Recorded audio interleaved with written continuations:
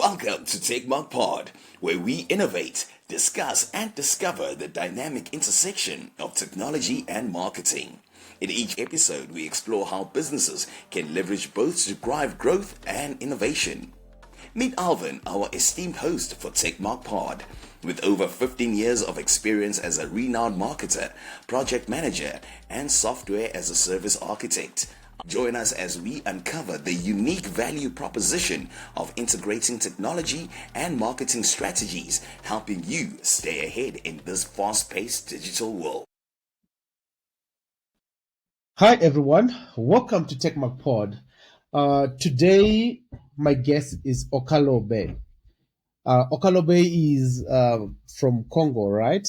From Congo, and Okalobe is an ex-IBM, Apple, TikTok. You have been to Silicon Valley. You have done everything in Silicon Valley that you could possibly do, and you have come back home in Africa, and you're changing the narrative that is possible in Africa with Yamify. So today we're going to discuss, the history of Okalobe. His authorship, his book as well. I don't know if your second book is coming, but I know there's a book that's existing already. And then we're going to talk about Yamify. Okalobe, welcome to TechMark Pod. Yeah, thank you for having me today. Sure, sir. I would like you to start from the beginning, the history, the experience, what you have started, for you to get to this position. I think let's start from there.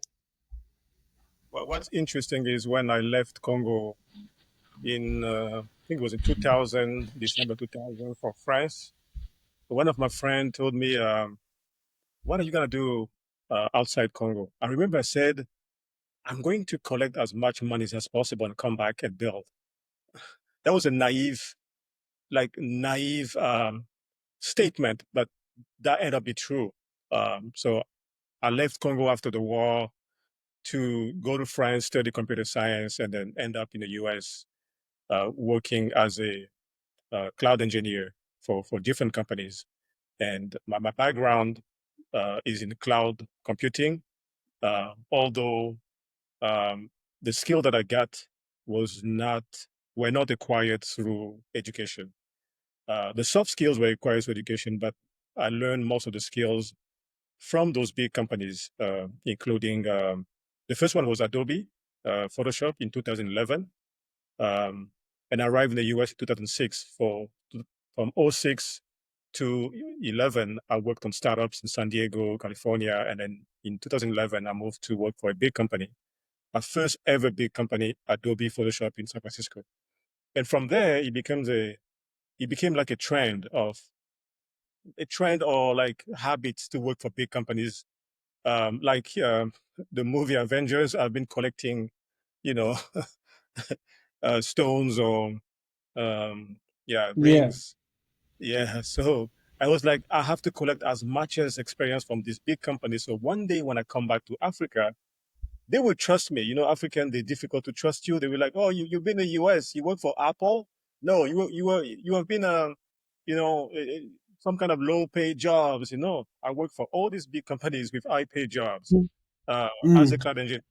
And yeah, that was fascinating. I can always come back in details, but that's my experience.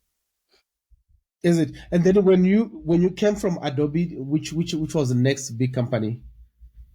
The next big companies. So for Adobe, by the way, you guys remember Adobe used to have CDs, right? Those famous CDs. Yes. Yeah. So we were the first team that they created to move away from CDs to move that to the cloud. So that's when I really. So you're the one who created problems for us in Africa. Remember, we just used to somewhere. Yeah, we were actually. I was part of the team. They were leader on the team. They were hiring people who have diverse background. My background was in programming, IT, and developing e-commerce websites. So they found my background really versatile, and then they built a team to move all the Photoshop stuff into Amazon services, and it was fascinating. And after that, I worked for. After that, I went back to France, worked remotely for Adobe, and then took like a break to see how I can get a job in France and also Switzerland. I also moved to Switzerland at that time too. And then, when you work for a big company, you're like, maybe I was lucky, maybe I was lucky. And then the divorce happened in France. And I was like, man, am I going to get another company similar to Adobe? I left France and came back to the US with $50. I have to redo my life. Whereas when I Yeah. was in the US, I have everything. I have money, cars. And I came back to the US with $50, sleeping in the garage, and rebuilt myself from there. My next company was Yahoo, right? So that was really, um, it was really great for me. Self confidence came back, and after that, it was Apple. Actually, I resigned from Yahoo to work for Apple because they were in Silicon Valley. When Apple reached out to me, I was like, this is an opportunity. That's when the Apple Watch was being released. So I was like, man, this is a dream. So, and Apple became the first $1 trillion company when I was there. Wow. No, yeah, so that was a great experience for me, boost of confidence. And then after Apple, many came after that, like Pinterest and Salesforce.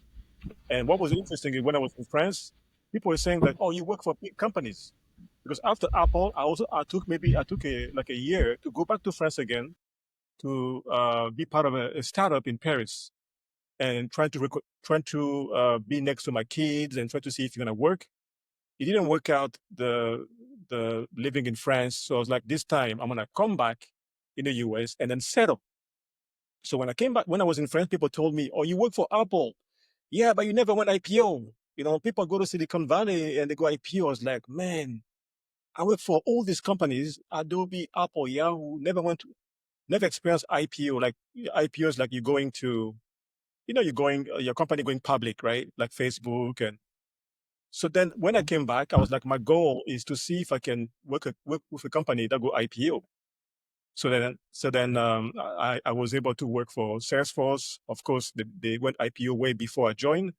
And then after Salesforce, I joined Anaplan. And Anaplan was about to go IPO. And then we went IPO. I experienced it. I was like, okay, that's it. I can go back to Africa and then, tell my story like the uncle, mentor people. You- And you- COVID happened. COVID happened. They blocked all the air flight, the flights. And I was like, I was stuck in the US. Um, wow. stuck in the, with COVID. But luckily, outside tech, I was learning how to sail boats, like, drive boats. So I got my passport for driving boats and became a skipper. And I ended up buying a boat. And I was living in a Berkeley Marina, which is in front of San Francisco Bay.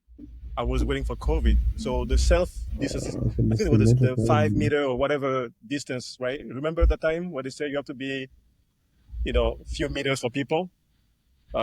So we didn't have to have that because at the Berkeley Marina, at the marina, it's there's nature and boats and water everywhere. So we really didn't have any issue with COVID there. But I couldn't go back to Congo, and I have to start a new journey, uh, getting back to working for companies, and then I worked for Pinterest, and then the last company was uh, TikTok, and I resigned for TikTok and came back to Africa because it was time. And then during that COVID, I worked for two other companies that went IPO. So total, I experienced three IPOs, Wow. and multiple, unicorns. Yeah, I mean, that's quite an interesting experience or journey that you have had. I mean, I think it's a dream for anybody who's in tech, that we all want to be in Silicon Valley and experience when companies were pivoting by that time. I think as you narrate, I'm just realizing that you were actually there in Silicon Valley when businesses were transforming to go to cloud.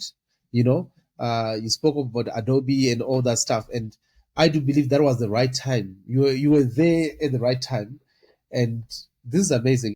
So, yeah, with all the experience that you've gathered, yeah. at what point did you start writing a book? Yes. So I was thinking about a book in 2000, like way before. I think I remember. I think it was before 2014. I think, yeah, after working for Apple, a startup in Paris reached out to me and they wanted to hire me as a CTO. And at that time, before leaving, I asked myself and asked in the forums how to make, like, I was like, I felt like I need to make more money as an engineer, right? In Silicon Valley, you make easily Yeah. 150K per year, 200K per year. And I was like, I felt like I work too much. Like I have too much knowledge. I felt like I deserve to earn more money. So I asked around how much money, how can I make $400,000, 400K, 500K? And people were on the forums were saying that, oh, you could increase your credibility, having an IP, like a patent, and being a public speaker. And someone mentioned a book. Someone mentioned a book, and someone mentioned multiple things. And then the book um, stayed in my head. And then a few years later, after working for so many big companies and then huge companies, and even I launched a startup in the Bay Area. I experienced it pitching VCs, and I was like, man, I need to write a book so that it can capture all my experience in Silicon Valley beyond just making more money, just so that I can, when I go back, and I can mentor those people in Africa, the young people, that this is the experience. There's goods and bad. Don't be light on what you watch, what you listen to on YouTube. There are goods and bads. This is my experience. So that was the reason I wanted to capture my entire experience. And but I didn't want to advertise it because I didn't think it was a good time for me to advertise it. So I wrote it, put it on Amazon, and just I wait for the good time, the perfect timing to advertise. So, are you able to summarize? You wrote this book based on Silicon Valley. You talk about surviving and thriving in Silicon Valley as a startup, right? Are you able to summarize it for me and the guest what this book was all about? Yeah. So um, it's all about the entrepreneurship mindset. And the entrepreneurship mindset has been sold as something that is purely relevant to startups and broader business. And I have a different use case. I was like, entrepreneurship mindset is applicable to anything. It could be being an employee. It could be, running a startup, selling on the streets. It's just a mindset. And in the book, I'm saying that back in the primitive days, we used to have the animal instinct.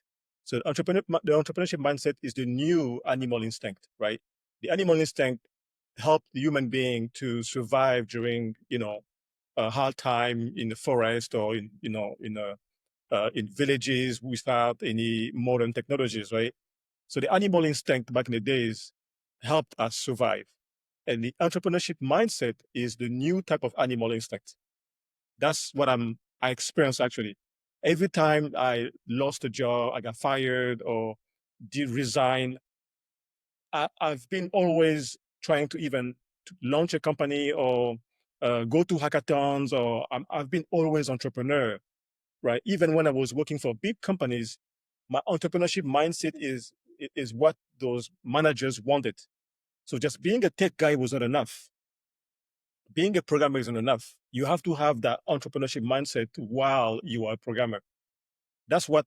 That's why those engineers in Silicon Valley, the top engineers in the world, because they act like a boss themselves. Like when you give them a project, the project becomes like a startup for them inside the company. They become like a CEO of that project, right? Yeah. So, So are you saying the engineers in Silicon Valley they've got more ownership to projects? yes, yes, yes. Way more ownership, way more independent autonomy. Like when I work for um, when I work for Yahoo, other companies, when I move to a normal company, so a normal company would be Walmart or um, a company not building tech, you could tell the difference between my work culture and those employees, even if their company is in went public, right? You can tell the difference that those engineers who work for these big tech companies build technology, they work so fast, like they don't sleep. They release quickly. They're always moving. Like if you pay them $1 million, or like if you took the family hostage. So just work. So that's a quite an interesting thing that you're saying. So I'm just want to think. I'm just trying to think the difference between engineers that you employ in Africa and engineers that you employ in Silicon Valley. I understand that maybe most of the engineers are coming from the Blue Ivy universities, right? And Yeah. of course, here we are coming from our own local universities. But then, if you talk about them being able to take ownership of a project as if it's theirs, and they don't sleep until they get results, does that differentiate us from them? Sorry, I didn't get the question. Is the question is the difference between the engineers in Silicon Valley and Africa? Yeah, yeah. Oh yeah. Okay. So I'm discovering, learning how engineers in Africa work. Um, and I see the grind. I see they work crazy. I've seen, like, you can tell with my team, they they just work and work and work and work. But what's missing is the soft skills, right? They lack soft skills. Sometimes they lack to compare their work with what is done the best, right? They could be smart, but they, you know, I wish they're part of the open source community. There are so many open source tools that are out there. When you work on those open source tools, you are actually building current skills, right? But I can see that African, they're really hungry, like Indian, right? So that's why I like to um, work with them. They're so hungry, and I just need to mentor them, right? So they have the Silicon Valley um, gem, but they lack the entrepreneurship package, right? They good coder, good tech, but they lack the other aspect of uh, the business. They think business is something else, right? So they have to be hybrid. So yeah, so I think if you give them infrastructure and access like we do, they're gonna be unbeatable, right? Unbeatable. So I think most of the experienced engineers like us who are in the US, in Silicon Valley, we have to come back in Africa and mentor those guys, or at least do it remotely. Um, mentor those guys on other layers of business, not just tech, right? And also I also experience the infra issues, right? So the power is out, the transportation, and one of my uh, employee, he has that grind in name, right? Where he knew the power gonna be an issue. He knew he has a meeting. He went to a grocery store to have his meeting because he knew the grocery store has power. That's that's for me. Those are the spirit that I want. You True. anticipate, find somewhere. That was good. No, that's true. I think it's something that I've noticed, like what you're saying, that they probably, maybe it's in the curriculum where they learn tech and there are no soft skills, and less of our developers, they know soft skills, um, unlike they have it in Silicon Valley, because I've noticed on my own developers that they struggle with soft skills, but they can code.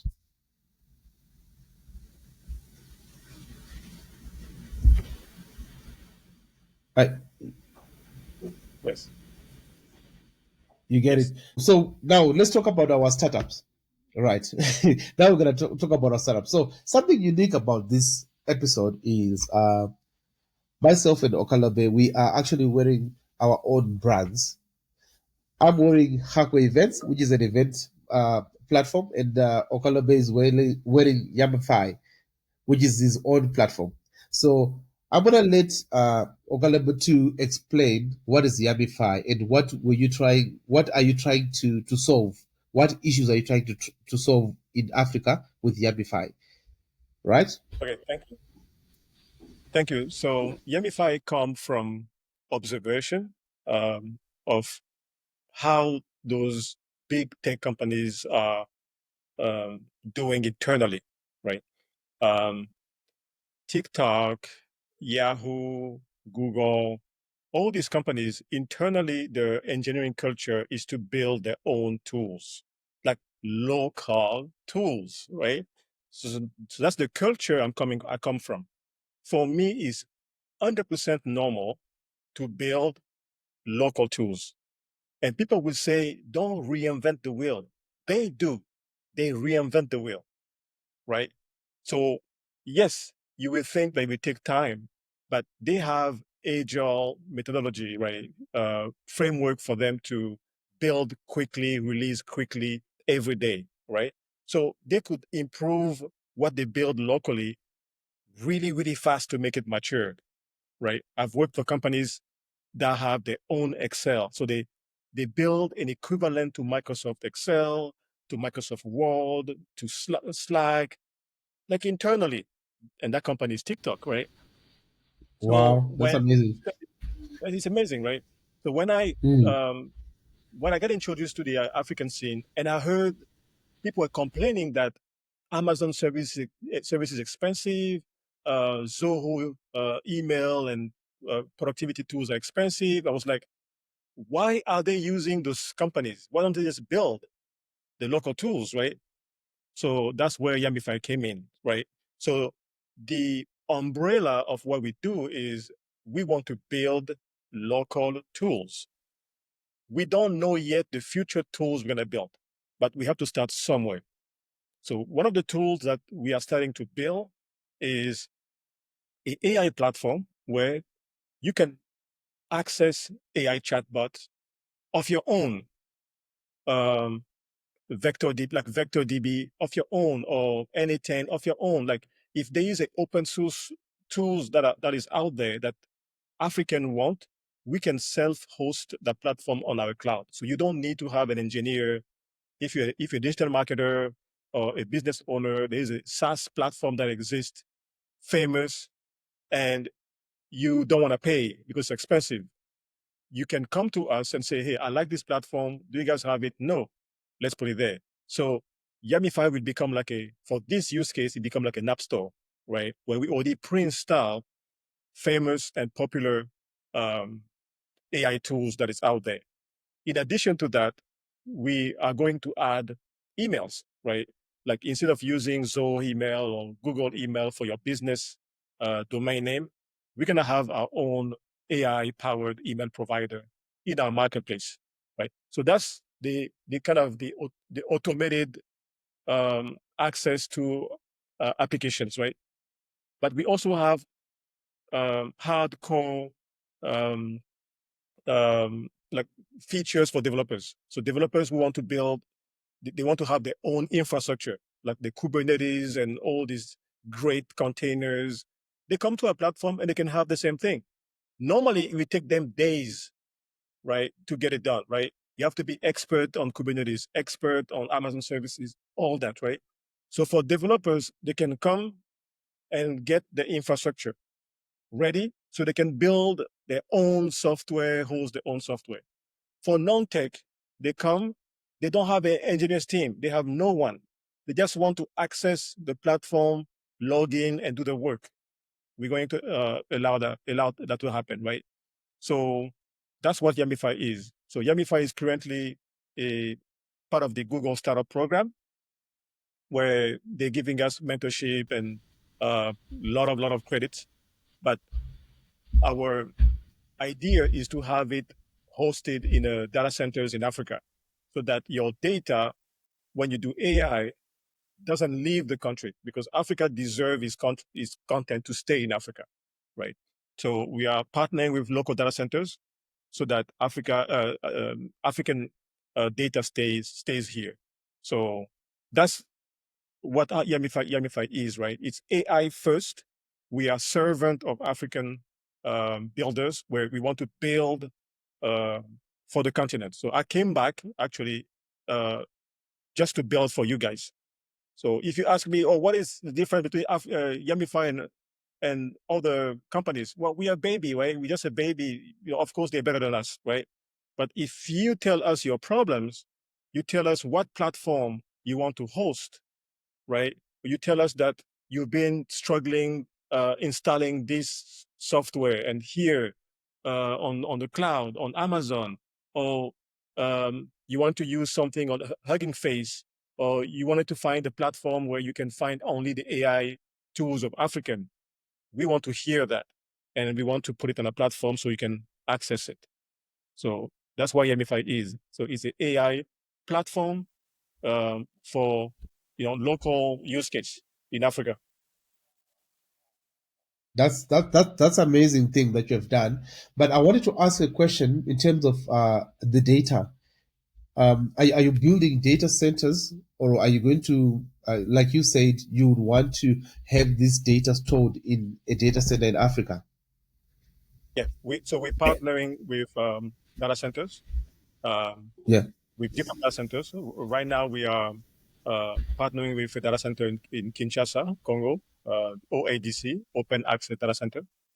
They are located they have data centers in Kinshasa, Nigeria, South Africa. So those are the three markets that we are launching at the same time: Nigeria, Congo, and South Africa. Usually, tech companies they don't have they won't have interest to Congo. So we are the one of the few who are really trying to raise the um, awareness of the ecosystem and build the ecosystem in the Congo Basin. Right, Congo Basin is Congo Brazzaville, Kinshasa, and Gabon, Cameroon, Angola, and all that. So we're trying to open the visibility to that area by connecting Nigeria, South Africa to the Congo region. Wow, that's interesting.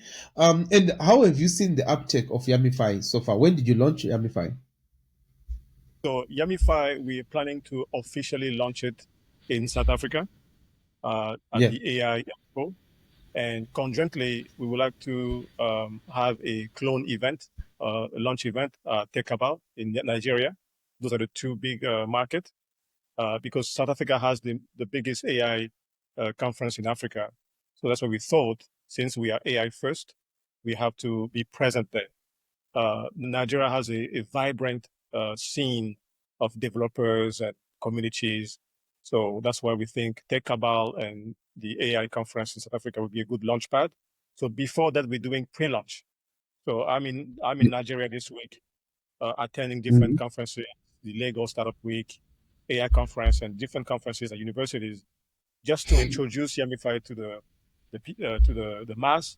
But the focus is more on the vision and mission, because use cases may change, and the welcoming is really great. They are welcoming the message of, wow, there is someone interested to build for us.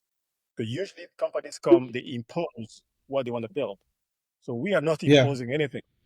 We just want to Mm. tell them, what do you want to build? What is your problem? And we can build it. Because our culture in Silicon Valley was to build anything. So we just need to build for Africa. That's why we're here, right?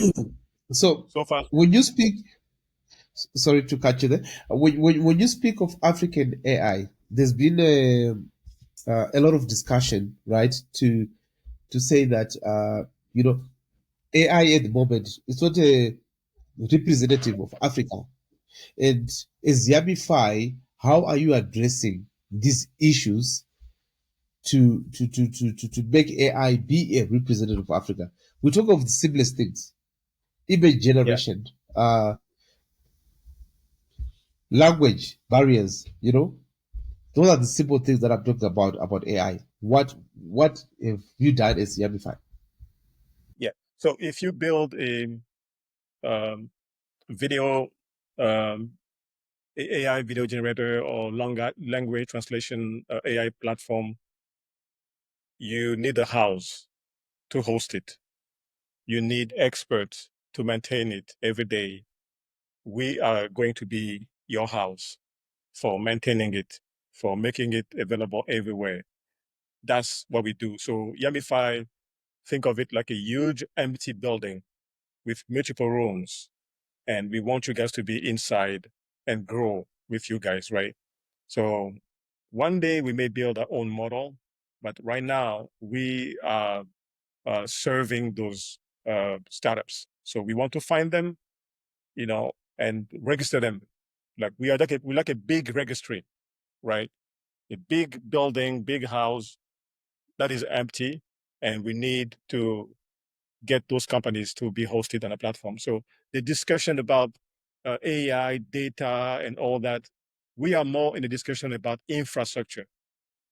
Like we are more on the AI digital infrastructure.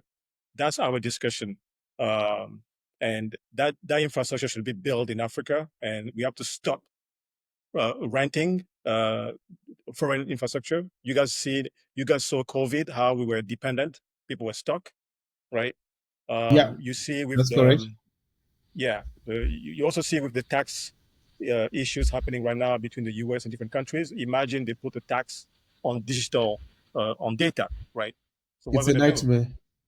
It's a It's a nightmare, nightmare. right? So Yeah. someone has to be um, sermon to build for Africa. Someone has to do it. Even if it's going to be ugly, unreliable, yes, it's going to be ugly and unreliable. And I've experienced it for 15 years. Those companies have ugly platform inside, but they've been improving it every single day. And that's what MFI going to do. It's going to be ugly. Investors are going to be, wow, come back when it's reliable. Okay, we come back. But you are missing your chance, because when we come back, we won't need you. Right? So Yamify is just for believers, for early adopters who believe that we need that. And we're going to stick with you guys until we're happy. So that's what we do. Wow. What would be your advice for an African startup founder? Yeah. So my advice for startup in Africa is, so first, I'm also learning the startup in Africa, how they operate. Um, and they told me that in the space that we are in, the infrastructure, the AI infrastructure space, they told me that what they're experiencing in Africa is that the local players are not reliable. Customer service is terrible, right? I Yeah. talked to WordPress owners, and they told me that it's unreliable. Most of them are resellers of cloud. They don't have access to who actually control the servers. They don't give you this, they give you that. So then they end up using foreign clouds and foreign platform. And then the foreign platform, because of the currency, the inflation, all of us, it becomes the pricing just keep rising. They give you credit and then you get stuck, right? And I think my advice to African startup is you have to now think of building, like using local tools. It's painful, right? But you Yeah. have to do it. You have to do it because those companies, they are already doing it themselves. Like, why TikTok have to build their own stuff instead of using Alibaba Cloud? Mm. Why, why those companies are they building their own stuff, right? So Af- African startup have to think about quality first, right? Build everything for quality. People say you cannot build quality, you cannot have quality and speed at the same time. It's not true. You could have quality and speed at the same time if you do it small. Do small quality today, release Yeah. fast. That today you release one thing, tomorrow one thing, one thing, one thing, one thing. At the end of 3 months, you have a quality platform, right? Instead of doing old school, you just keep building, building, building, and 3 months later, you have to fix the bugs and everything, right? And then when you build quality every day, you also ship it to the customer and the customer test it, right? So the advice that I have for them is don't seek for funding right away. Just trying to build things locally, ship every day, get feedbacks, make your revenue, and then if investor want to come fund you, they fund you, right? But Yeah. the other part also is there is no advices to give to the startups. Because how many people succeed in the startup world? 5, 10%, right? Yeah. It's difficult. Like I can give you good advices on engineering. I can tell you, do this, do that, do that. 100% sure that you're gonna build a reliable platform faster. But advices about how to succeed in startup is really difficult, really, really difficult. So I could give you It is very advices, but difficult. Yeah. it's difficult. At the same time, just go out there, learn, right? Use it um, as a learning launchpad. Remember that entrepreneurship mindset doesn't have to be linked to a startup. If you end up working for a big company, work for a big company. As long as you have the entrepreneurship mindset that you earn from the startup, right?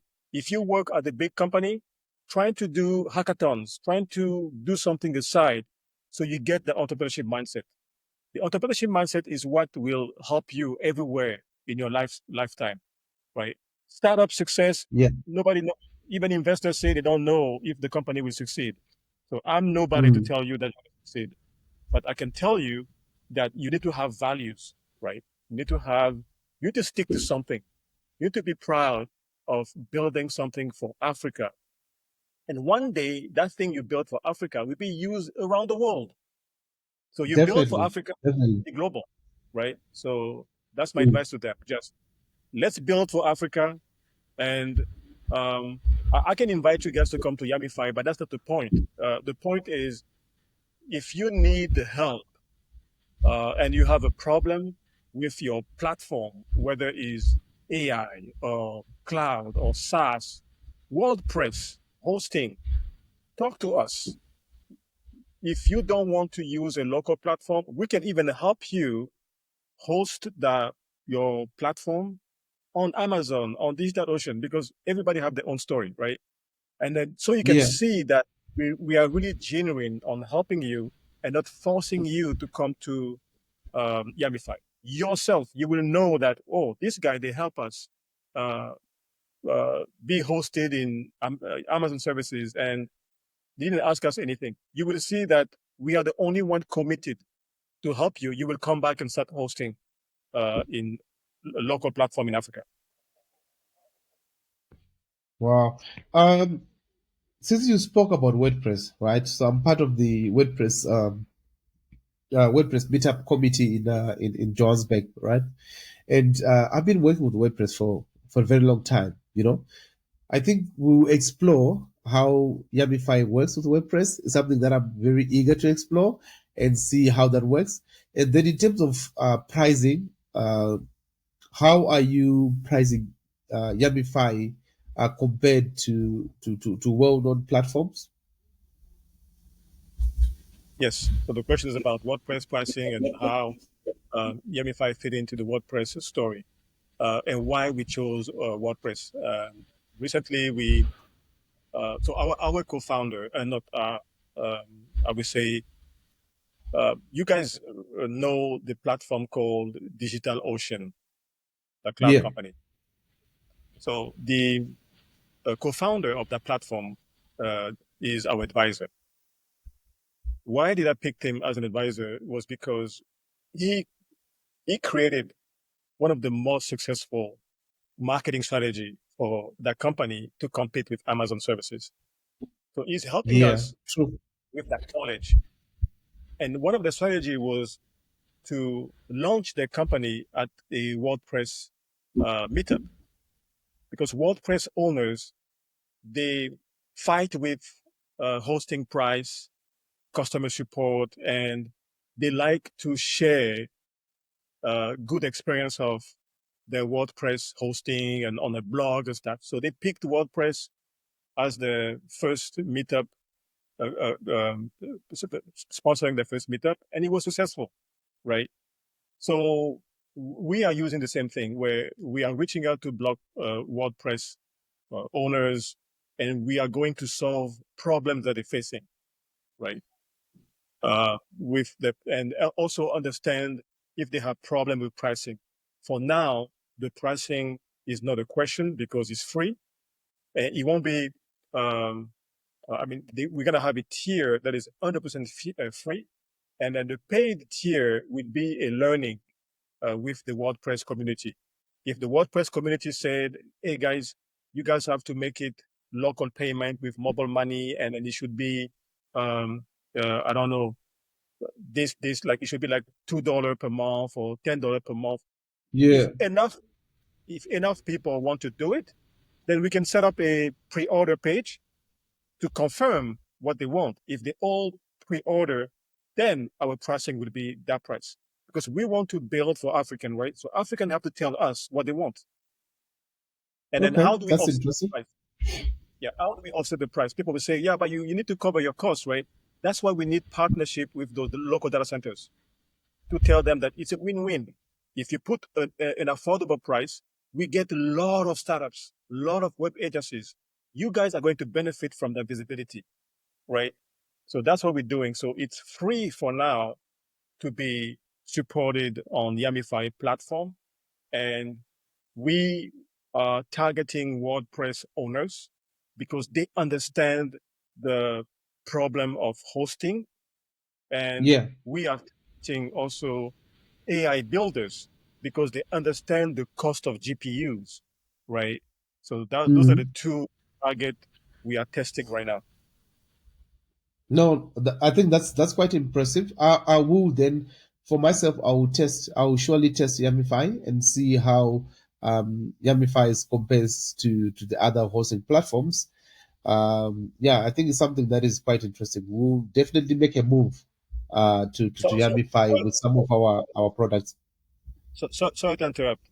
So since we are pre-launching, we are in the pre-launching phase, the way Yeah. we advise testing Yamify is on a WordPress meetup. So we really want to be next to the people, either remote or face to face. Face to face has been always the best, but it looks like Africa is mature enough to do remote. We could always test, but the idea is we do a meetup with 50, 100 people. It doesn't matter.